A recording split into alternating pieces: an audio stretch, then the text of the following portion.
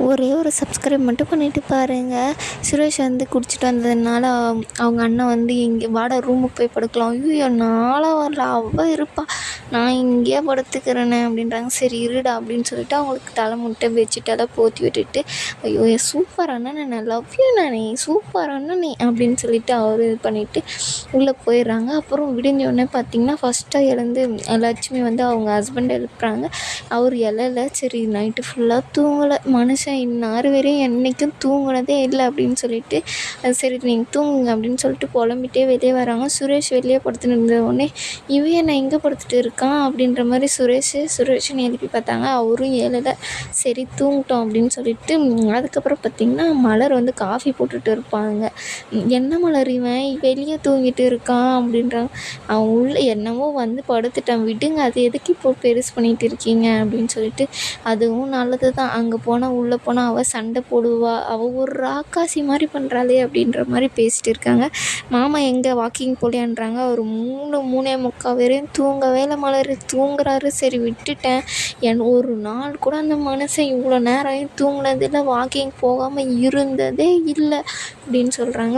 உங்களுக்கு இப்போ காஃபி போடவா அப்படின்னா, சரி போட மலர் அப்படின்னு சொல்லிட்டு அவங்களும் போய் உக்காடுறாங்க. அதுக்கப்புறம் பார்த்திங்கன்னா மதியம் வராங்க. எழுந்து வந்தோடனே சுரேஷ் வெளியே படுத்து நிற்கிறத பார்த்துட்டு ஐயோ அப்படின்ற மாதிரி பார்த்திங்கன்னா கொஞ்சம் சோகமாக தான் போகிறாங்க கிச்சனுக்குள்ளே. என்ன பண்ணட்டும் அப்படின்ற மாதிரி கேட்குறாங்க. நீ ஜாகிங் போ அப்படின்னு சொல்லிட்டு சொல்கிறாங்க மலரும். அவளே என்ன செய்யட்டும்னு கேட்குறா, நீ எதுக்கு அவளை ஜாகிங் போன்னு சொல்லிட்டு இருக்க, பேசாமல் நீயே ஷூ போட்டு அவளை வழி அனுப்பிச்சி வைப்போ அப்படின்றாங்க. இல்லை அத்தை நான் பார்த்துக்கிறேன் அப்படின்றாங்க. அவளும் செய்யட்டும் அப்படின்னு பார்த்திங்கன்னா ஒரு புருஷனை வெளியே படுக்க வச்சுட்டு இவ பாட்டுக்கு உள்ளே தூங்கிட்டு வரா, என்னது இதெல்லாம் அப்படின்றாங்க. இல்லை நான் ஜாகிங் போகலங்க, நீங்கள் எதாக இருந்தாலும் சொல்லுங்கள், அப்போது ஜாகிங் போனேன், அது காலேஜுக்கு போகிறதுக்காக போனேன் அப்படின்ற மாதிரி, இப்போ தான் போகிறது இல்லையே நான் செய்கிறேன் அப்படின்றாங்க. நீ வெளியே போய் தண்ணி தொளிச்சு கோலம் போடுப்போ அப்படின்னு சொல்லிடுறாங்க. அவங்களும் போயிடுறாங்க. என்கிட்டேருந்து இப்போ அவளை நீ தப்பிக்க தானே வச்ச அப்படின்ற மாதிரி லட்சுமி சொல்கிறாங்க. அதெல்லாம் ஒன்றும் இல்லை அத்தை, நான் பார்த்துக்கிறேன் சமையல் வேலையை அப்படின்னு சொல்லிட்டு அவங்க சமையல் வேலையெல்லாம் முடிச்சுட்டு சாப்பாடெல்லாம் எடுத்து வச்சுட்டு இருக்காங்க. அப்போ பார்த்திங்கன்னா சரி இது லன்ச் வேலையை ஆரம்பிக்கலாமா, அதெல்லாம் ஒன்றும் வேணாம், நீ போய் ரெஸ்ட் எடு, இன்னும் ஒரு 1/2 மணி நேரம் கழிச்சு தான் பார்க்கணும் அப்படின்றாங்க. சரி நான் எனக்கு ஒரு வேலை அப்ளை பண்ணிவிட்டு வந்துடுறேன் அப்படின்னு சொல்லிட்டு அவங்க ரூமுக்கு வந்து போயிடுறாங்க. அவங்க ரூமுக்கு போகும்போது பார்த்திங்கன்னா லட்சுமி பதறி போய் ஐயோ இவன் நான் ரூமுக்கு போகிறாளே, அங்கே வேறு சுரேஷ் இருக்கானே, என்ன பண்ண போகிறாளோ அப்படின்னு சொல்லிட்டு பார்த்திங்கன்னா சுரேஷ் அப்படின்றாங்க. என்னம்மா அப்படின்ட்டு, இல்லைடா இவனுக்கு ஒன்றும் ஆகலைல்ல, ஒன்றும் அடிக்கலை இல்லை அப்படி, எனக்கு ஒன்றும் இல்லைம்மா அப்படின்னு சொல்லிட்டு அப்புறம் பார்த்திங்கன்னா அங்கிட்டு இங்கிட்டு நடந்துட்டு இருப்பாங்க. அவர் கையில் சீப்பு வச்சுன்னு அது கீழே விழுந்துடும், ஒரு புக்கு 2 கீழே வந்து சவுண்டு வந்துடும் பாருங்கள்.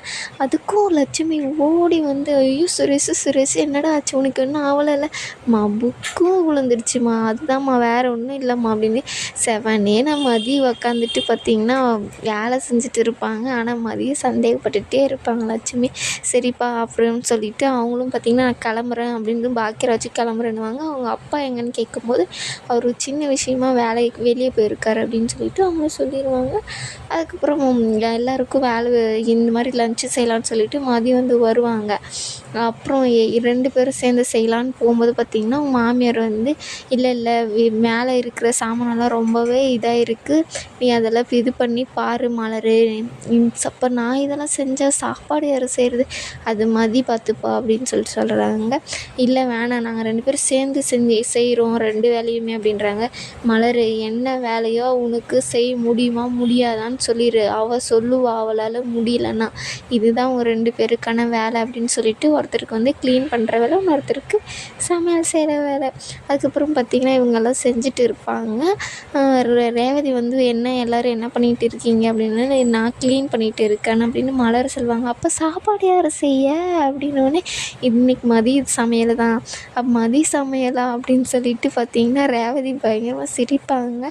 என்ன பண்ண போகிற மதி அப்படின்னு சொல்லிட்டு கேட்கும்போது மலர் வந்து சொல்லுவாங்க, ஃப்ரிட்ஜில் தயிர் இருக்குது, அது தொட்டுக்க ஊற காரமாக அது இருக்குது, அவ்வளோதான், இது 2 தான் சோறு வடிக்க போகிறா, எனக்கு தெரிஞ்சு இதை தான் அவள் பண்ண போகிறா அப்படின்ற மாதிரி சொல்கிறாங்க.